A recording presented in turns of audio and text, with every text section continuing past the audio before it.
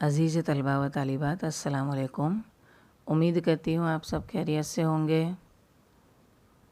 आज गुजराती के इस पीरियड में हम सिलेबस में आगे बढ़ते हुए एक नवी काव्य पढ़ेंगे जिसका नाम है ते बेसे अहीं। काव्य 15 ते बेसे अहीं, जिसके कवि है स्नेही परमार और उसका साहित्य प्रकार है गज़ल। सबसे पहले हम कवि के बारे में मालूमात हासिल कर लेते हैं। कवि का नाम जैसे मैंने आपको बताया कि स्नेही परमार। इनका जन्म हुआ है 1/6/1971 में। સ્નેહી હરિભાઈ પરમારનું જન્મસ્થળ અમરેલી જિલ્લાનું સનાડિયા છે. તેઓ બગસરાની મેઘાણી હાઈસ્કૂલમાં શિક્ષક તરીકે ફરજ બજાવે છે. સરળ બોલચાલની ભાષામાં લખાયેલી એમની ગઝલો ખૂબ જ લોકપ્રિય બની છે. पीड़ा पर्यंत, यदा तदा गज़ल તેમના गज़ल संग्रहों છે। यानी जो स्नेही परमार है, इन्होंने गज़ल में अपना योगदान दिया है। अब इस गज़ल में कवि क्या कहना चाहते हैं वो संक्षेप में देख लेते हैं। कविए आ गज़लમાં સભામાં એટલે કે માનભર્યા સ્થાનમાં બેસવાની લાયકાત શામાંથી મળે છે તેનું સુંદર વર્ણન કર્યું છે।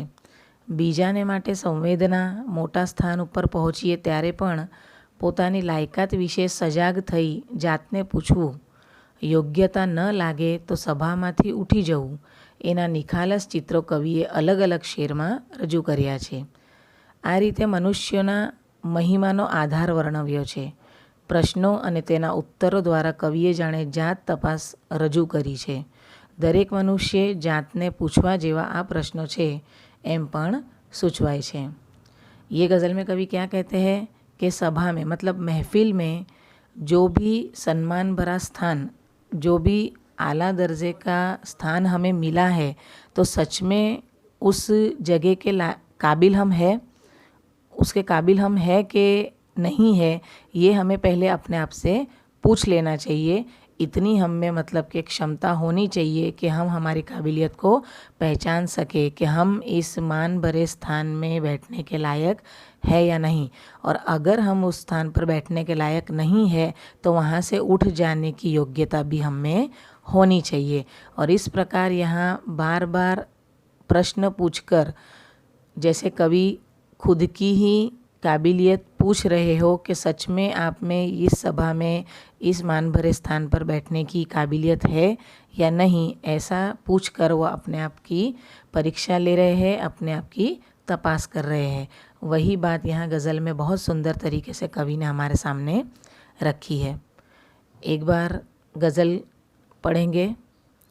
કોઈનું પણ આંસુ લૂછ્યું હોય તે બેસે અહીં, ને પછી છાતીમાં દુખ્યું હોય તે બેસે અહીં। સૂર્ય તપતો હોય એનો મધ્યમાં ને તે છતાં કોઈના ચરણોમાં ઝૂક્યું હોય તે બેસે અહીં। હાથ પોતાનોય બીજો જાણવા પામે નહીં, કીડિયારું એમ પૂર્યું હોય તે બેસે અહીં। એટલો લાયક ખરો કે હું અહીં બેસી શકું, એટલું પોતાને પૂછ્યું હોય તે બેસે અહીં।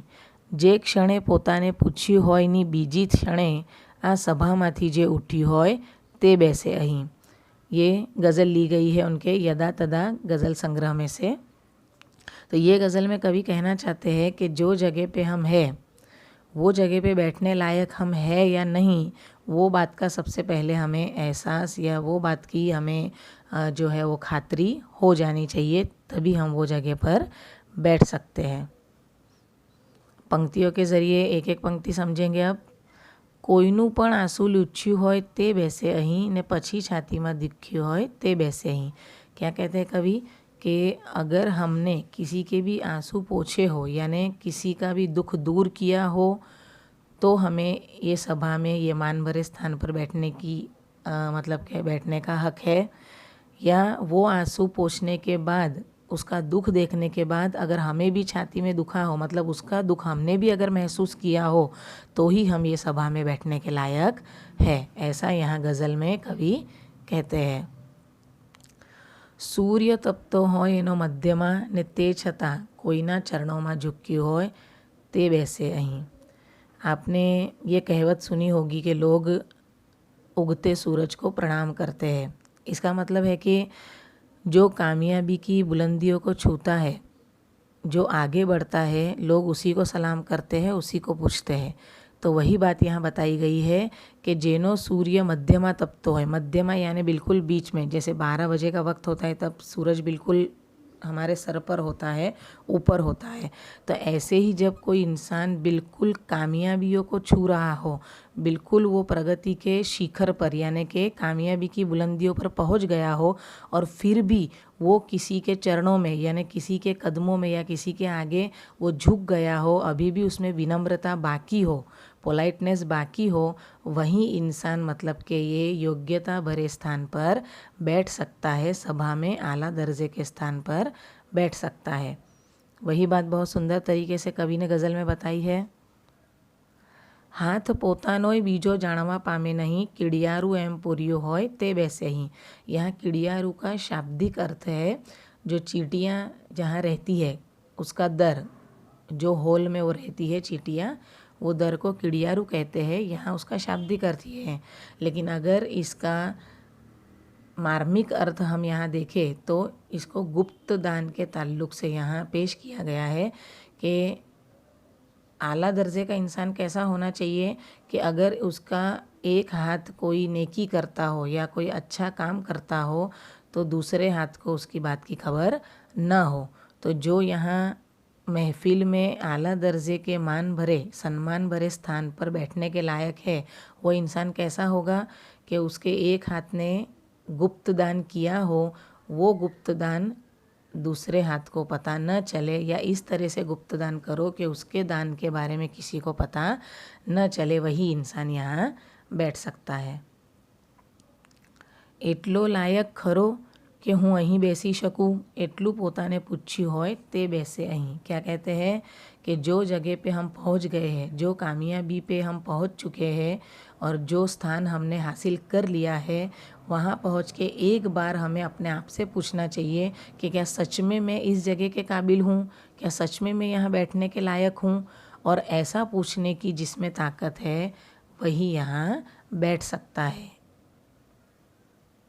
आगे कवि कहते हैं, जे क्षणे પોતાને પૂછ્યું હોય ની બીજી ક્ષણે આ સભામાંથી જે ઉઠ્યું હોય તે વૈસે અહીં।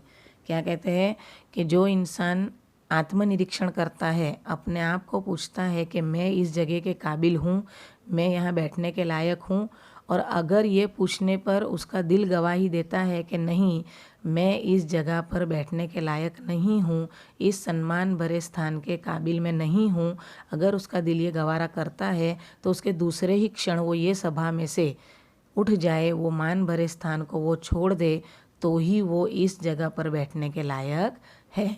ऐसी बात यहाँ सुंदर तरीके से कवि हमारे सामने रखते हैं। तो बहुत ही सुंदर कविता है ये, गज़ल है ये। उम्मीद करती हूँ आपको ये गज़ल समझ में आई होगी।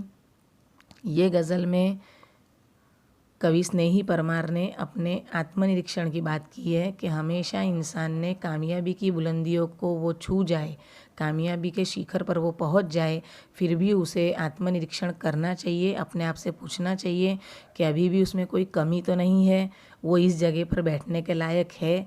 और अगर वो इस जगह पर बैठने के लायक नहीं है तो दूसरे ही क्षण उसे वो स्थान छोड़ देना चाहिए, तभी उसमें काबिलियत है, ऐसा कह सकते हैं। तो बहुत ही सुंदर गज़ल थी ये, उम्मीद करती हूँ आपको समझ में आई होगी। नेक्स्ट पीरियड में मिलेंगे। अल्लाह हाफिज़।